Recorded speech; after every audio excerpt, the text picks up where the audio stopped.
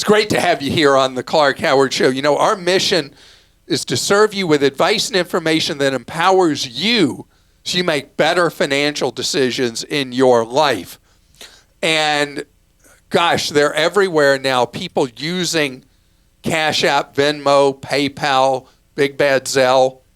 And so it's not like if you use them, it's when you might use them, even if you're not using them yet. And I've talked about some of the protections you need to put in place, but I got more to share with you today as we're in the shopping season. And coming up ahead after that, we're going to talk about when you use a credit card, what you need to know when you use a credit card, and what's the whole thing about signing for a card now? You know, that hadn't been a thing for a long time.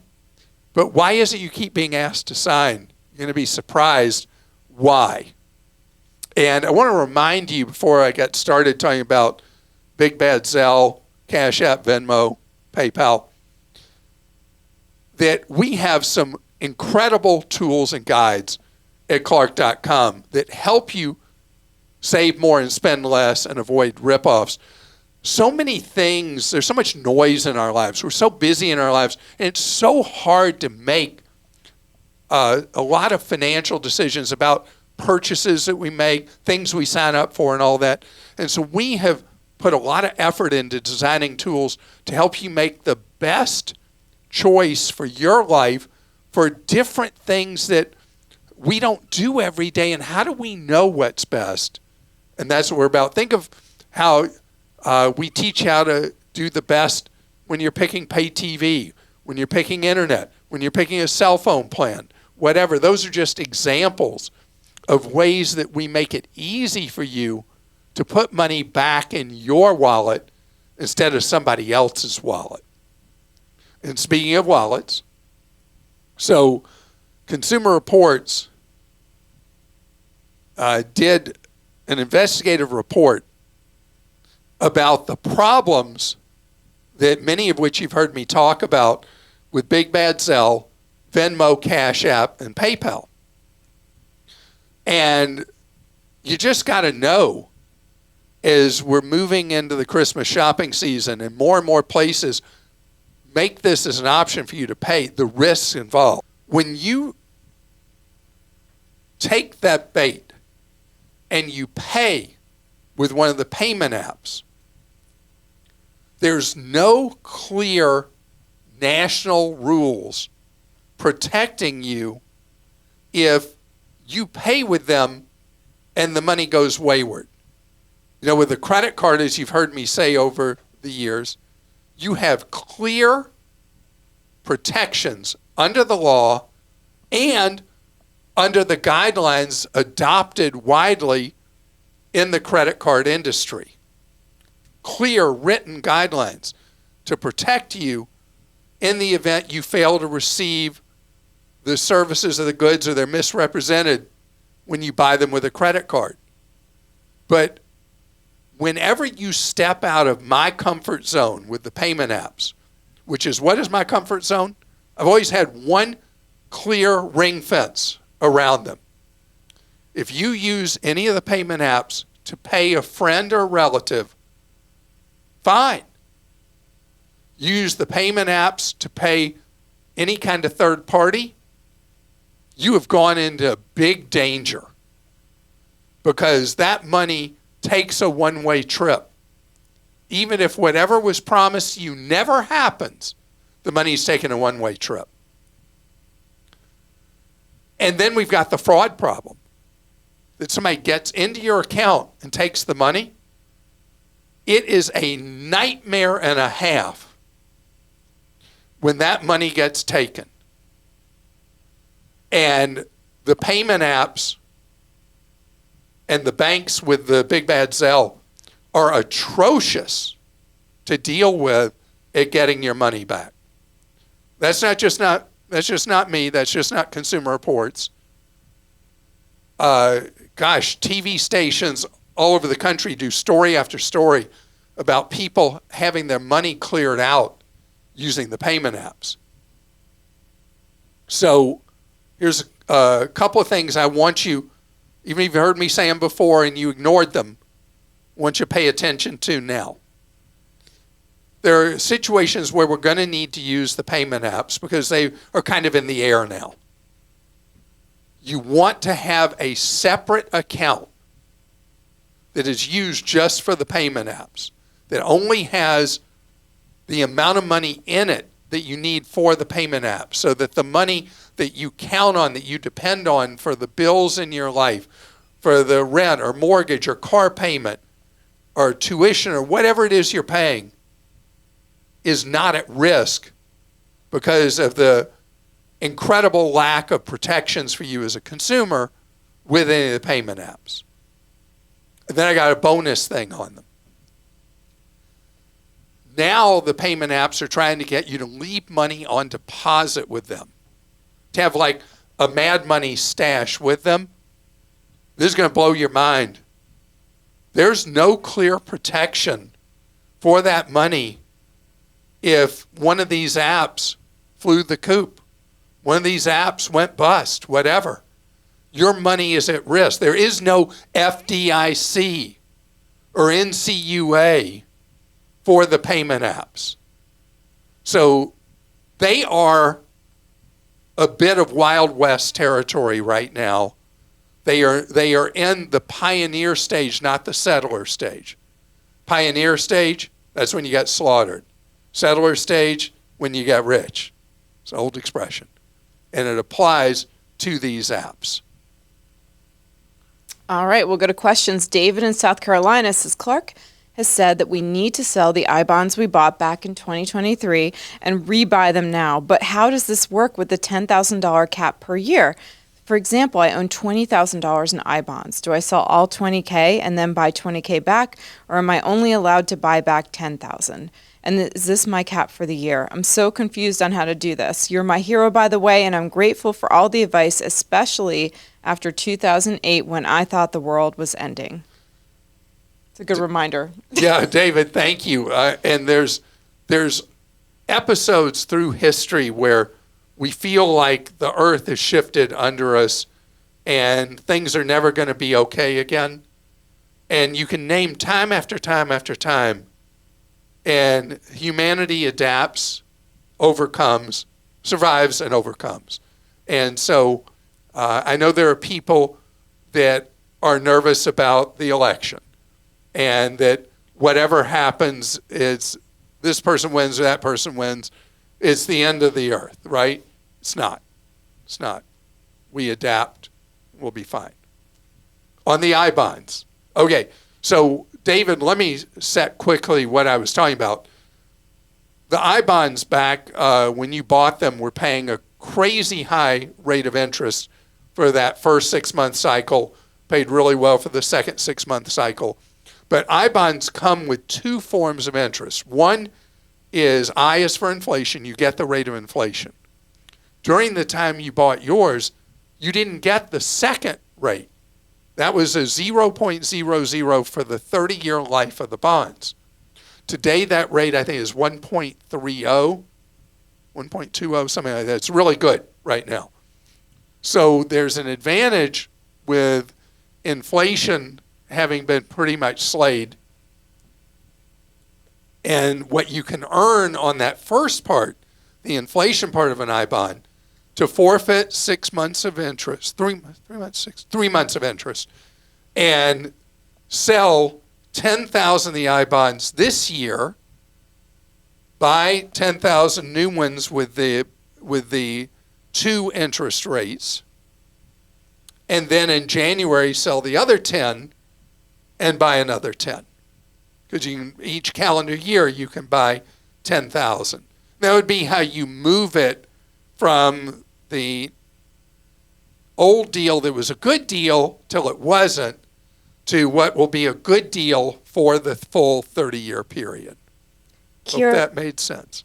Kira in Maine says, my husband and I bought a home about a year ago. We have a 15-year mortgage at 5.875%. We have no plans on leaving and would say it is very safe to assume we will stay in this house for at least 7 more years. We're wondering at what rate would it begin to make sense to refinance? So already you were way ahead of the game that you bought in a 15-year loan. Very few people can stomach what the monthly payment would be and do a 15-year. The 15-year is not at a rate that you would benefit from refining. And historical answer was you needed it to be 2 points lower, which likely is not happening with the rate back in the upper threes. But when we go through another cycle down on mortgage rates, and it gets to be, let's say, 4.875 on the 15 years, you would then have an option you could probably do. One is where you do a no or low closing cost refi, and you won't get that 4.875, but you might get 5 1/8 or something like that. Or since you're going to live there 7 or more years and you likely get a decent payback cycle on the cost, you could pay closing costs and go into something in the upper fours. So I'd say when the headline rate on the 15 years starts with a 4, if that happens, that's your moment to look at refining. Otherwise, no, you're saving so much money compared to people who took out a loan a year ago near 8% on a 30-year. And BJ in Georgia says, I was enrolled in the pension program of my former employer. I received a notification from the company offering a lump sum opportunity. It offers 3 options. 1, receive the lump sum amount of my pension. 2, start getting monthly payments for life. Or 3, wait until my retirement to receive the monthly payments of my pension. I'm currently 39 years old. Wait, 39? Yes. Okay, that's fantastic. I don't have any major debt except for my mortgage, and the total amount of the pension is about $14,000. What would be the best option to get the most bang for my buck? Okay, so 14 grand is the cash out value, I guess. That's what it sounds like. Yeah. And you're 39.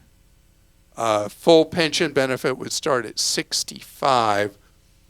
Okay, so the question in your case, and this is sometimes hard to know, how financially strong do you think the company is that you're with? It doesn't sound like you need this money today because you're living a very low debt life. You only have the mortgage as debt. Everything else you're paying is agreed.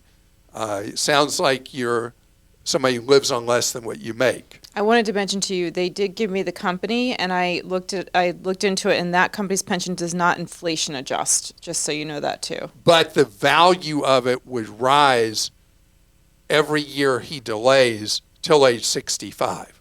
Okay. You mean the value of what he's able to receive monthly when he chose to take it, but it's like frozen because he's gone from the company. Right. Mm-hmm. Okay. So,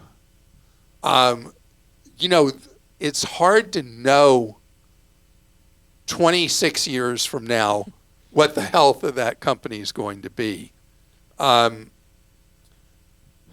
If you were to take the second option, which is start receiving monthly payments for life now, how many years would it take you to reach the value that they would pay you now?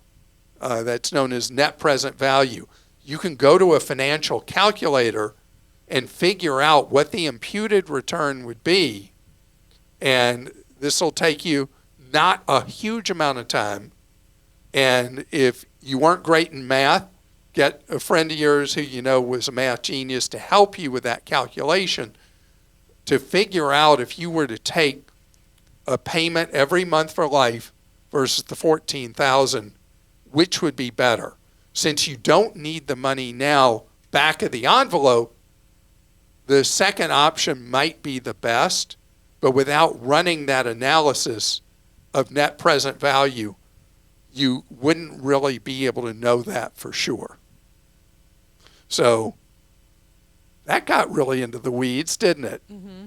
Great to have a pension. Great to have a pension, since only, I think it's 6% or 7% of private sector workers today have an employer-provided pension. So that former employer was really, really generous offering a pension. Coming up ahead, we got to talk a little bit about credit cards and receipts and signing and all that. And there are things you need to know. Do you know it's been almost 7 years since you had to sign a credit card slip? And I think how funny it is because I had the privilege to recently be overseas and was able to use credit cards to pay for everything. And I had cash. I only had to use cash once in 10 days. And I was able to use tap to pay every single time except one when I had to insert a card. And do you know I never a single time had to sign a credit card slip? Not once. No one ever asked me to, because that's not how it works anymore. Except for some funky reason. Think how often this happens in the United States that you're asked to sign. And it's a bunch of junk. I mean, there's no reason you have to sign. But it's so ironic because Christa and I were talking about this just the other day about the dreaded iPad. Not that the iPad is a terrible thing, but the flip of the iPad for you to flip tip. is happening because Christa eats at a lot of quick serve kind of restaurants that are the step up from fast food that tend to have healthy salads and organic this, that, and the other, and all these things I don't really understand. And one thing that's clear, when you go to the quick serves, you're always asked to sign the iPad. Mm-hmm. Why are you always asked to sign the iPad? They flip to tip. Flip to tip. So the whole thing of signing is a ruse to get that screen in front of you so that you'll tip. Not that it's bad that you tip. That is completely about you, how you choose to tip. And I want to tell you, when you and I are somewhere for lunch and they flip to tip, you are the most generous tipper I think I know on planet Earth. No way. Oh, I watch. You always, they have these suggested things. Yeah. And, let's say to the left, depends on the system. Sometimes the highest percent tips to the left, sometimes it's to the right. Your eyes always gravitate to whatever the highest suggested percent is.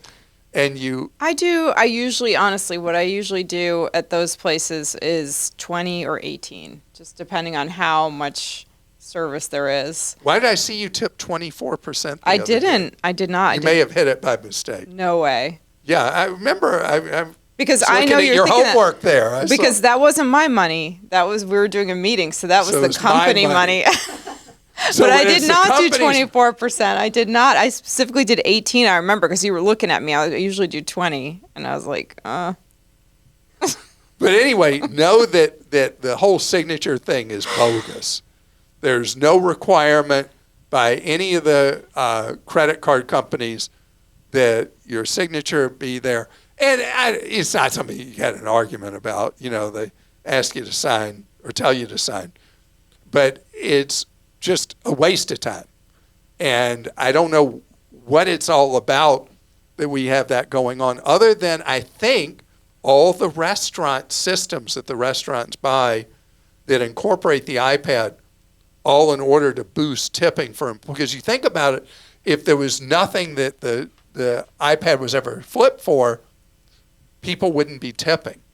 So I think that's really why they do that and say, oh, you need to sign. Yeah, and service, any kind of service, like when I get my hair done, they flip the iPad. But the nail place never has the iPad. They want cash tips. Like there'll be a line, but there's always a sign, whatever place I go, that says, please tip in cash. Oh, really? Always. Huh. What do you think that is? I don't know. I've never gotten my nails done. Wouldn't know. All right, we'll go to questions. Raina in Rhode Island says, I have a junior in high school. We're starting the college planning process. I've seen a flurry of ads for college planning professionals offering to save thousands of dollars on the FAFSA.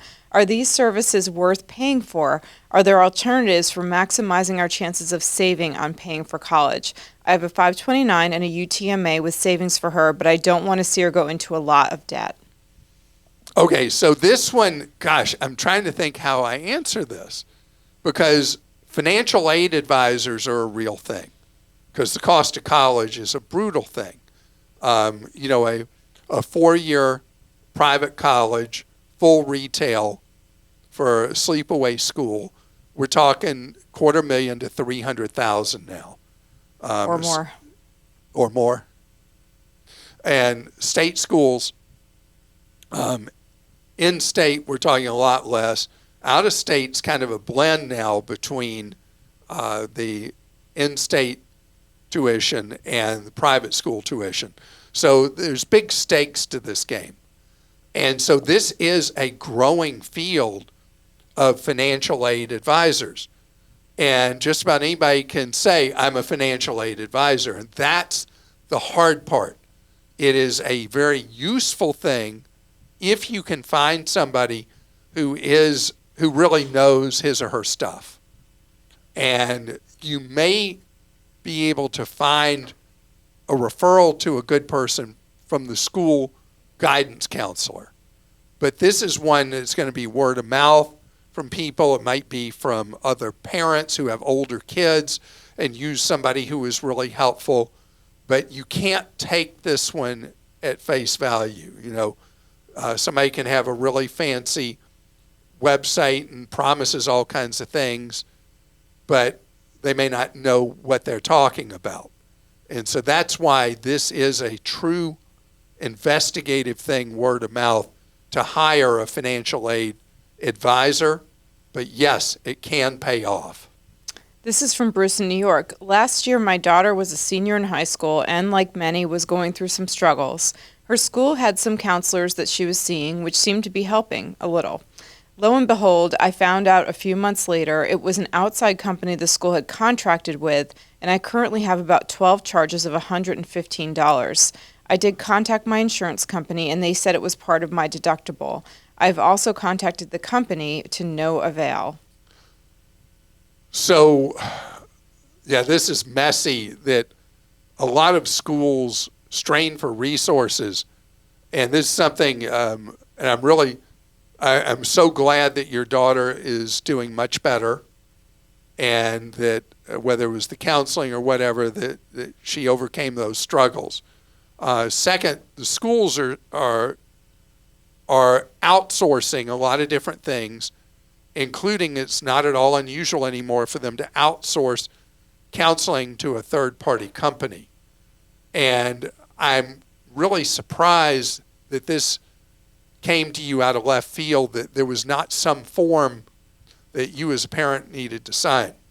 And then the question on the bill, if your daughter was a minor at the time that she was receiving the counseling, there's an argument to be made that that is a voidable contract. And that gets into a legal arena. But if she was 18, she could fully enter into the contract for the counseling. A lot of high school seniors are already age 18.